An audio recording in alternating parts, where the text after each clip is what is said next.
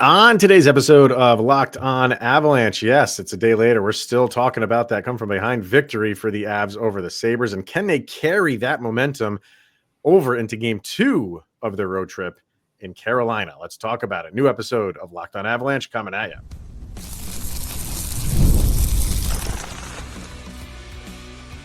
You're Locked On Avalanche, your daily podcast on the Colorado Avalanche, part of the Locked On Podcast Network. Your team every day.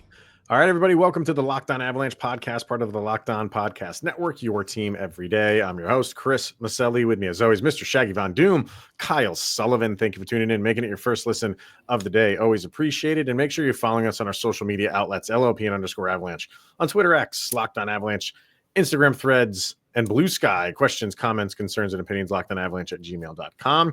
And follow us on our YouTube channel. Hit subscribe, get notified when a new show goes live. Make sure you subscribe to our subtext as well. Link to that's in the show notes below. And when you do, chat with Kyle and I one-on-one. We get your opinion, everything Avalanche related, which we share on this very podcast, which we will do a little bit later. We will be talking about the Four Nations rosters. They were announced, so we'll look at the final names that are on each of the 4 teams, see what the subtext people think. And I don't know if maybe they're giving, I think they gave predictions. I haven't really looked at them yet, so threw it out there. We'll see. Before we get going, just to once again let everybody know for next week, Mr. Sullivan is at the helm.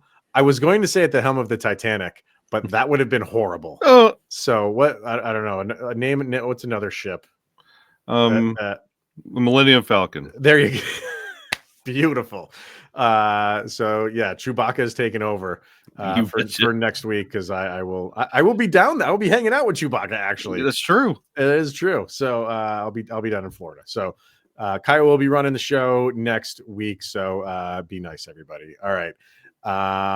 Let's get going on our morning leftovers from the Sabres and Avalanche game, where that was one we're going to be talking about at the end of the year. Just the game itself. Will we be talking about that being the turning point of the season for the Avalanche, and where they start to start playing typical Avalanche hockey and much better as the season goes on, and all that stuff? That remains to be seen, obviously. But for here and now, that was an entertaining, exciting win. Maybe frustrating too, because again, like we said in yesterday's episode, you kind of were going through the same things that you've been struggling to go through to get the win, but you got the win, epic comeback fashion. How you feeling? What are you thinking? How are you feeling a day after a win like that? What kind of stuck with you for the rest of the day? Well, anybody who has ever pulled leftovers out of the refrigerator, sometimes it's magic. Sometimes you get greasy pizza that's excellent the second day. Leftovers, sometimes you got to add salt. Today, I'm going to add a little bit of stats for the salt to add to salty stats, the leftovers from yesterday. You talked about this being a turning point. It needs to be. It should be. We're going to find out tonight against Carolina. But did you know the Avalanche lead with first period goals in the NHL? That was their 37th first period goal that they allowed. Mm-hmm. They lead the league in that stat. That's atrocious, but that's you want an identity? There's your one for the Colorado Avalanche. They had to overcome that. I knew they led the league. I didn't know what the number was, because I kind of don't want to know what the number is. Now just you tell do. Me. Now I know it's there, but just giving the number just makes it a reality and how bad it actually is. And that's again, like the thing that I noticed a lot today or yesterday, depending on when you're listening to this, excuse me, is you in our comment section. You saw a lot of that. You saw a lot of playing both sides of the aisle here, kind of like I did yesterday on the episode when we recorded right after the game, kind of like simultaneously being impressed and not impressed with the Avs in this game. And it because it's like we were saying, you just said it, first period, like this, it's happening again. And is this, we're going to talk about Carolina next segment, but that's where you want to be happy with how this team never quits. They rally around one another. Bednar says, you had mentioned it in yesterday's episode, where you said like, I can't imagine. I'm paraphrasing, but I can't imagine like the ripping this team got from Bednar during the intermission. And I was kind of like, I don't know, like that's not his style. I'm sure he had maybe some choice words, but it's not a style to go in there and scream and yell and throw chairs, Bobby Knight style, right? And he said that like they they did ask him in the press conference, and he said, no, I believe in our leaders in that locker room to do that stuff, basically. And he didn't. And he just goes in there. They looked at film quick. They go in. Hey guys, here's what we need to do for the second, third periods, whatever intermission that they were talking about. And he just expects that they're not going to quit. And while we're sitting here watching, like, man, they look horrible. They look like they just phoned it in. And who knows? Like, you can't speak for every single player on that team, but for the leaders of that team, like Nathan MacKinnon, Cale, Makar, like they're gonna be the ones that keep the guys engaged when a game is going like that. So for Bednar to go in and just be like, no, we didn't really do anything different, even though we were down 4-0. It's no different than we were if we were down 1-0 or if we were up 4-0. This is what we need to do in the next periods. Let's just go back out there and do it. They did. You're muted.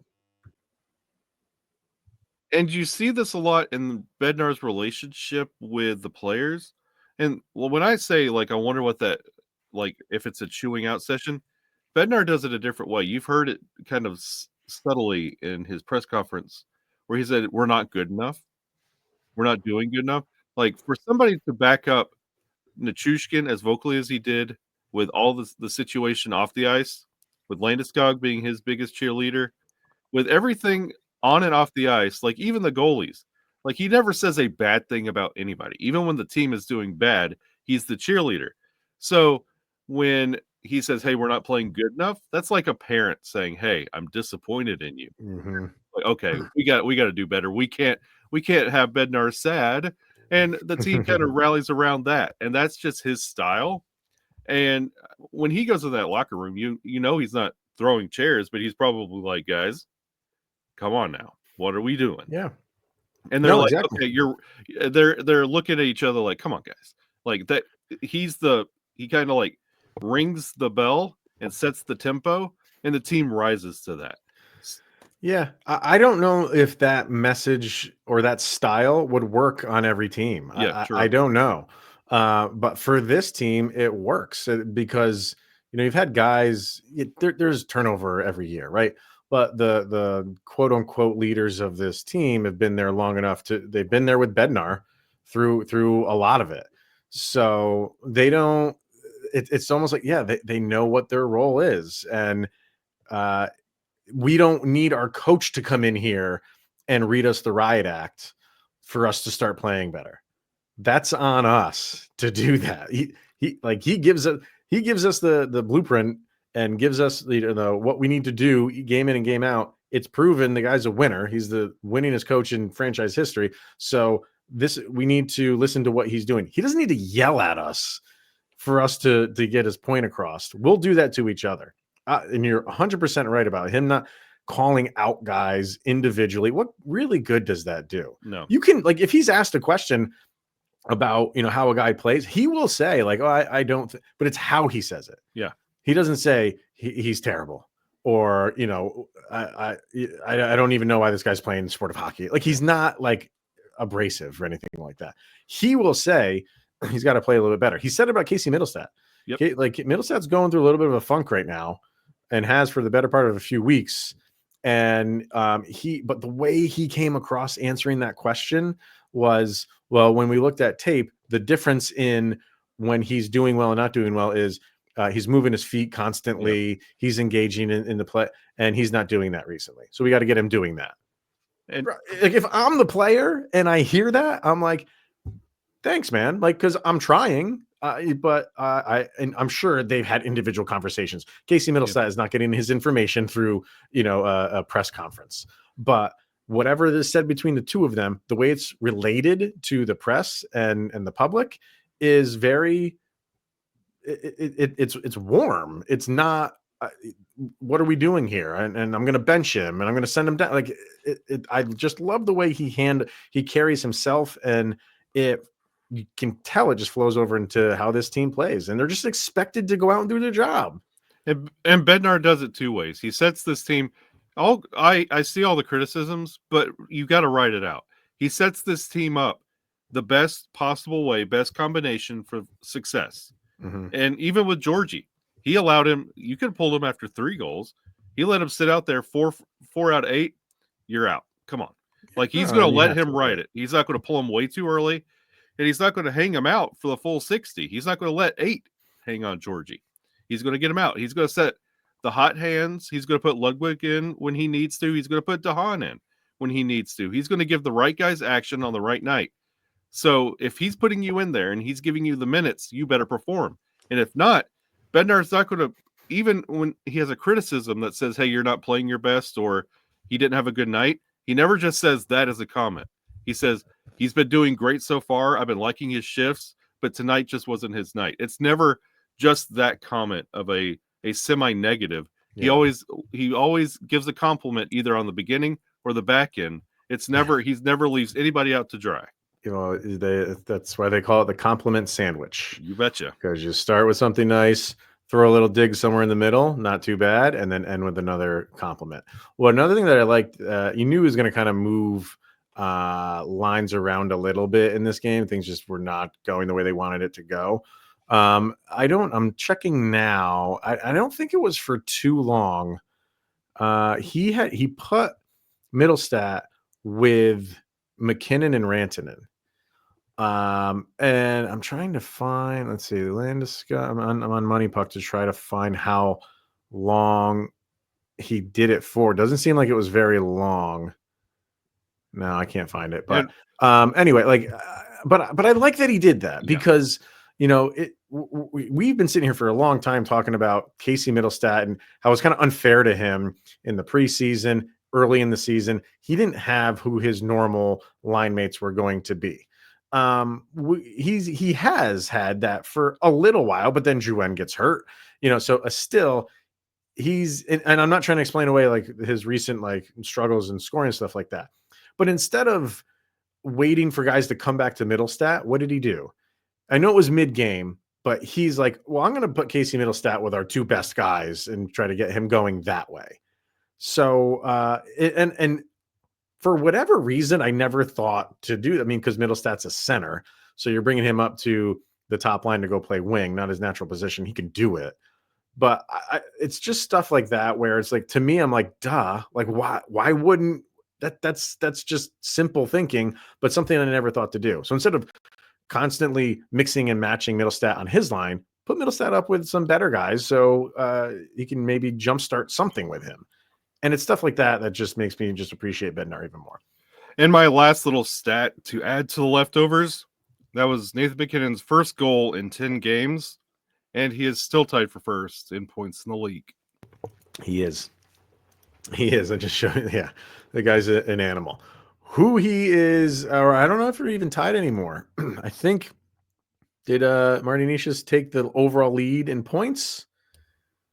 I'm going to get our first break in, and then we're going to discuss that. That's a nice lead in into talking about the game in Carolina. Can they carry this momentum over against the Hurricanes? So let's get our first break in, and we'll talk about that on the other side.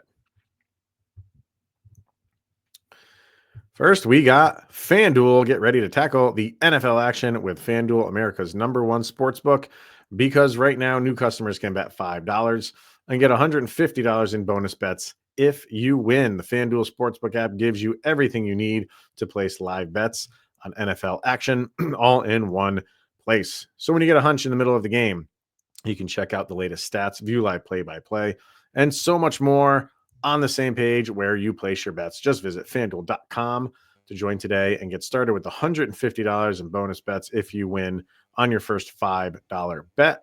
That's FanDuel.com. Never waste a hunch and make every moment more with FanDuel, an official sportsbook partner of the NFL. All right, so game 2 of the 5-game road trip will bring the Avalanche to Carolina against the Carolina Hurricanes. Good game against them earlier this year. So looking for the sweep for what was the score of that game? Do you remember what the score of that game was up top? I think you're muted again. I can't hear you. You got to take yourself off of mute, bro. Do you remember the score of that one?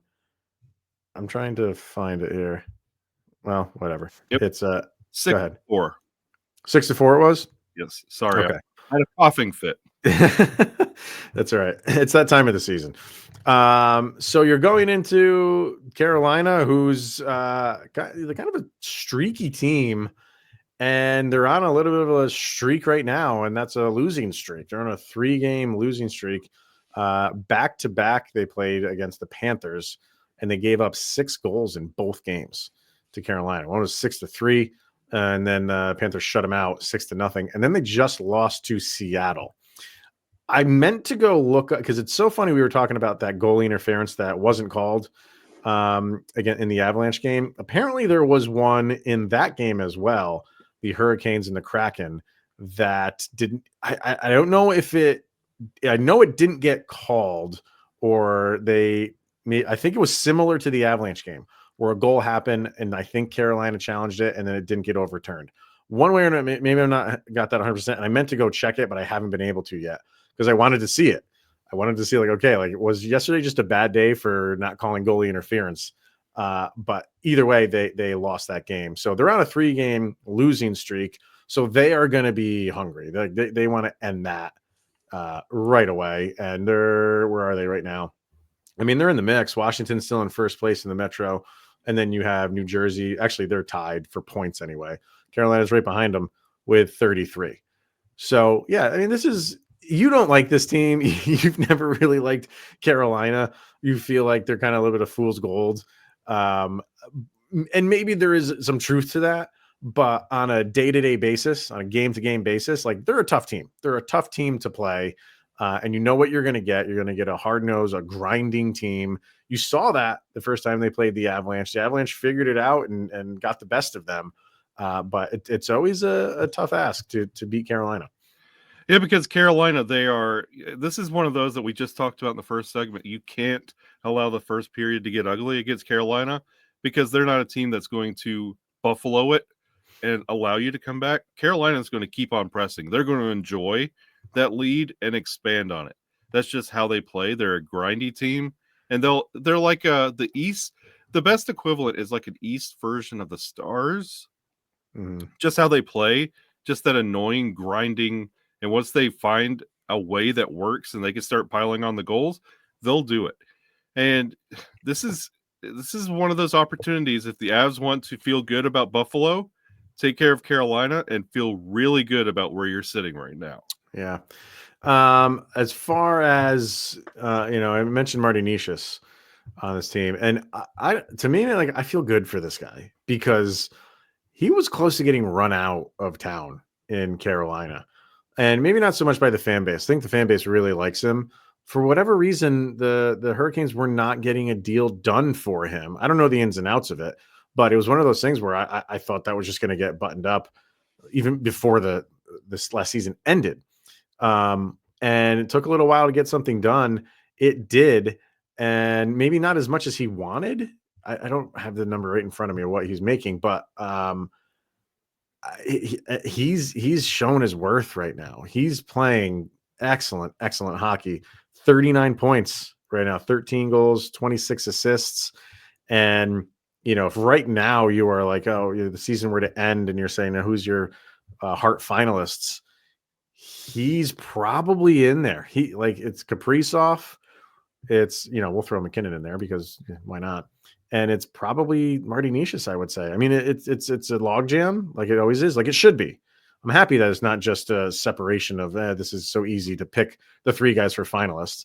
And it's way too early to do that, but we're doing it anyway. He's up there. He's playing excellent hockey right now. And I think the quiet part that we really need to talk about out loud is what this game is going to come down to is goalie.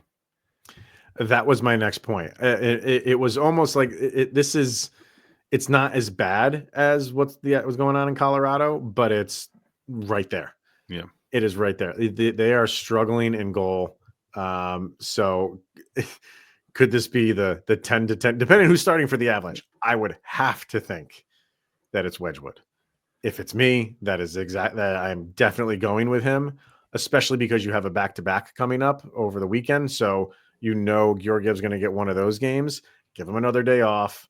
And then play him one of those games on the weekend. But you're right. The goal for Carolina is rough. It's rough. And it goes down to that first period that you need to get out to a lead because both goalies in Carolina are chaseable. There's not one that they're going to hold on to like a hellebuck and just ride it out. Both goalies, you could break them and they could chase them. So you have to get out ahead, and you can't be doing the dance of swapping in goalies in and out between Wedgwood, Georgie, back to Wedgwood. It's not an option because you have to start chasing goalies early, and both of these goalies are caliber to chase. That's not the most important thing to talk about, Kyle. Not the goalies. The most important thing is that Shane Gostisbehere is third on this team in points. Marty Necas at 39, Sebastian Aho at 26. There's my boy Shane Gostisbehere, the Ghost Bear. 20 points in 25 games. For him, that's fantastic, especially defenseman. It's my boy. Why did he have to go there? He's playing well. He's playing very good on this team. So be a nice trade deadline pickup. A man can dream. A man can dream. So over on Subtext, we got some predictions for this game. Zach says 4-0 Avs, which would be the first shutout. The Avs do not have a shutout yet. Come on now, guys. Let's get one. So Zach, maybe you're onto there. He says Scotty shows up big. So he's saying Wedgwood is a net. I would have to agree with him. Imagine that, man. Wedgwood's first game starts, I should say, and he shuts out Carolina. Boy, hopefully he had two shutout periods already. I know. He says he shows up big, hopefully with the correct color pads this time. I don't know how long. Someone get that boy a Sharpie. Oh, he got him a sticker. I saw that on his helmet. He had the sticker, so that was cool. Lisa says likely an unpopular opinion, but I think they lose 5-3. With the fifth as an empty net goal. Lisa, your Capitals are doing better than my Devils. Knock it off. Brandon says, man, I'm going to be the Debbie Downer. And he says 5-2 loss. So, I mean, a lot of people don't think this is going to carry over. The momentum that we're talking about, maybe I'm wrong here. I will not allow Carolina to get their tires pumped up here. We will not do that here. Katie says Wedgwood in net, and it's 3-2 Avs for the final. And Vargar says, I'll say the Avs make it back to back 5-4 wins. So there you go. Yeah. 5-4. And he says Makar has a 3-point game. And then Cody said, I think I'll be a gong show with their first meeting with a 6-4 Avs win. So he's repeating a score as well. So a little bit of mixture there. So some wins, some losses, low scoring game, high scoring game. We got a little bit of everything for people over at Subtext. Yeah. And I feel like the Avs saw the basement, like that moment where the season could come down to that honestly, that going into the second intermission against Buffalo. And I feel like this is going to be a bend, don't break team through the rest of this road trip. So if it does get bad against Carolina, expect them to still push, but it comes down to net. Definitely. So, all right. We'll be talking more about that tomorrow. One last thing we're going to do here today and just touch on the Four Nations. The rosters are final. We knew who was going to be in on the Avs, so we're going to talk about that coming up next. All right. We got the Four Nations face-off in February. And we got the rosters, and over on Puckpedia, they did something kind of funny. They put up the salary cap hit for each one of the nations, and the total salary basically for all four. Finland is number 4 at 117 million. Sweden is third, 156 million. Who do you think's won? U.S. or Canada? Oh, it's got to be Canada. It is not, sir. What? It is Team USA. It's close. It's close. Canada at 172 and US at 178. Yeah, you would think with two of the highest caps in the league with MacKinnon and McDavid that's only the start of it. But yeah, it's close. But what a difference between USA at 178 to Finland at 117. Yeah, That is big. And it's funny because I think this is I'm not going to put the roster. If you want to go look, we'll talk about who's on the rosters and stuff like that. But I feel like the way that this is set up, the cap, this has got it's we kind of think this is just a beeline to a US Canada final, right? Like I think Sweden has a very good team. And the beauty of hockey is, hey, they just have a good game, and Canada or US have a bad game. Like they can unseat them. I can see that happening. Finland has some good players, but I think I think you got to put Finland in the fourth seat right now. Could miracles happen? I wouldn't say it's a miracle, but could again, same thing with Sweden. Sure. Anything's possible. But I think the US and Canada are just so loaded. This is on a crash course to US Canada final. And for the Avs, the ones that you thought were going to make it did make it. You got Mikko, you got Lecky on Finland, and then you have on Team Canada MacKinnon, Makar, Taves. Yep. And that's it. Nobody on USA, nobody on Sweden for the Avs. But anybody that sticks out to you that should have made it, or anybody, or just in general, like what team? What do you think? Who's going to take this thing? Thoughts on the whole thing? I see Tage Thompson didn't play his way in. Yeah, that's one of the bigger names. I think on Team USA, the guys that got snubbed are the most well-known guys that got snubbed. I think Tage Thompson's definitely one. Jason Robertson didn't make it. Yeah, and I feel like it's time to start really like acknowledging that he's legit. Oh my God, he is. Yeah, and I don't like that he was left out. Yeah, and personally, because I feel like he's one of the more underrated players in the league, and I think it's solely on where he plays. Clayton Keller didn't make it either. Yeah. For Team USA. So he's just such a good player, and not enough people have eyes on him. I'm not saying the Team USA doesn't. They do their work, but it would have been nice for someone like him to get in. I think he's deserving of it. And another one on Team USA, Cole Caulfield's another one that a lot of people feel should have made it. And he's having a resurgent year this year. Like this is a good year for Goal Caulfield. So yeah, it's interesting. And when it comes down to it, I not to be all Hulk Hogan about it, but like I feel like this could be a USA taking the whole thing. Yeah, man. Like they have a really good team, a really solid team, and by far the best goaltenders. That's exactly where I'm looking.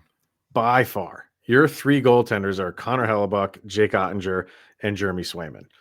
None of the other three teams even hold a candle to that, including Canada. I think where Canada is going to struggle is there. Yeah. They have all the offensive firepower in the world, but their goalies are a little bit suspect. I know Binnington was one of them. Ukko-Pekka Luukkonen, who's a fine goalie. And then their third is Montembeault on the Canadiens. That's just, I think that's going to be their downfall. I do. And no Connor Bedard. How about that? Yeah, because we're talking about the best players. I mean, yeah. And he's not yet. He's not. I'm kind of okay with this. I'm very okay with it. I'm kind of okay. Like this is, and it feels like one of those evil genies. Like Bedard's not getting in, but that also means Robo's not getting in. Like I'll take that sacrifice all day long, but I'm glad they didn't knee jerk and force feed him into this game. And this is actually best on best, country on country. Like this is legitimate and not just star power. Yeah, I think for Bedard, it's like, an all-star game is fine because that's fan service. And that's what fans want to see. And for this, it's like representing your country. Like he's going to be there. Like let's get real. But I've always said that about him. Like let him grow into this role of being a superstar, not just anoint him that right now. And if he had come out of the gates just flying, then and he's deserving of it, fine. But there's a lot of guys in this league who are from Canada who are kind of deserving. And to just hand it over to Bedard because of the name, I think is a little bit unfair to guys who have put in the time that he hasn't got yet. And I think he would be maybe tell you the same thing because I like the kid. I think he says I like how he talks in press conferences and stuff like that. He's going to say all the right things. And I think he's there too. I think other guys are deserving of it that have put in the time that haven't been able to represent their country because everything that's been going on across the globe for the past 5 to 10 years and haven't been able to. And now they get the opportunity to do it. So I think it was a good move by them. Yeah, I'm very, I was kind of on the fence on if this was going to be exciting or not. Seeing these rosters and just playing like the fantasy matchup in my mind on how this could play out, I'm actually really looking forward to this more than I thought I would be. Oh, I like stuff like this. Yeah. As soon as they announced it, I was like, I have some genuine interest in it. So, and I think it just needs to get here. I think people just need to see it and witness it either live or on television and just see like what good it is and how what good it is for the sport. And then I think they'll come around to how much they really enjoy it. So yeah, and you'll have some Avalanche in there for some rooting interest. Like it's going to make it very interesting. I threw it up on subtext as well.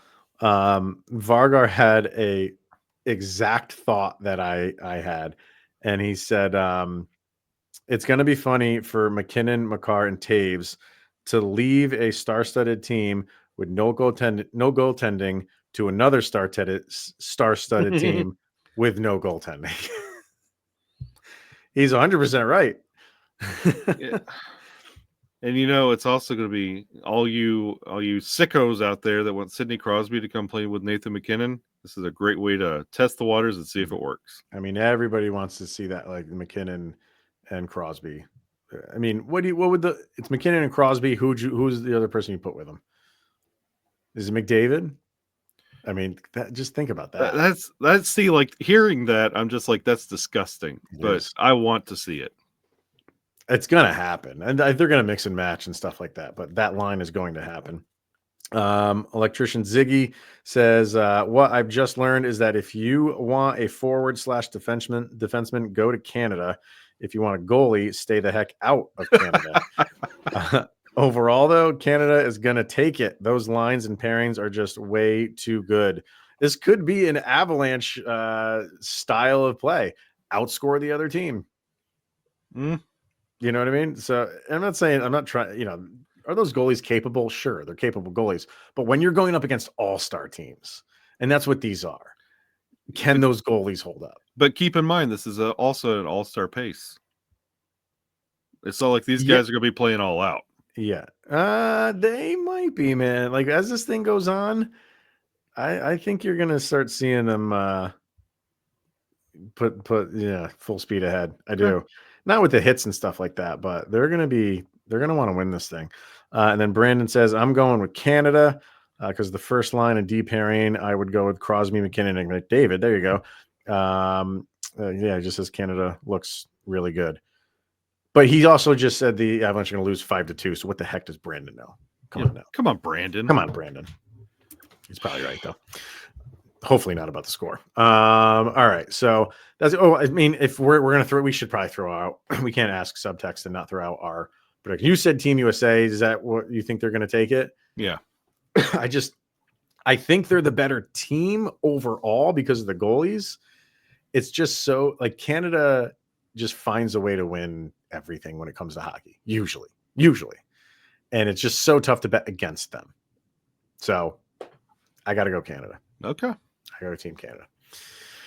All right, fire away in the comments section. Who you got? We'll be back tomorrow to discuss the Avs and Carolina and anything else that's going on in Avalanche Nation. So tune in tomorrow for that. But for this, thank you for making it your first listen of the day. Always appreciated. He's Mr. Shaggy Von Doom, Kyle Sullivan. I am Chris Maselli. This is the Locked On Avalanche podcast. We'll see you guys tomorrow. And you just made it through another 24 hours where Sidney Crosby's that much closer to being a Colorado Avalanche. Pair him with Marchand. No.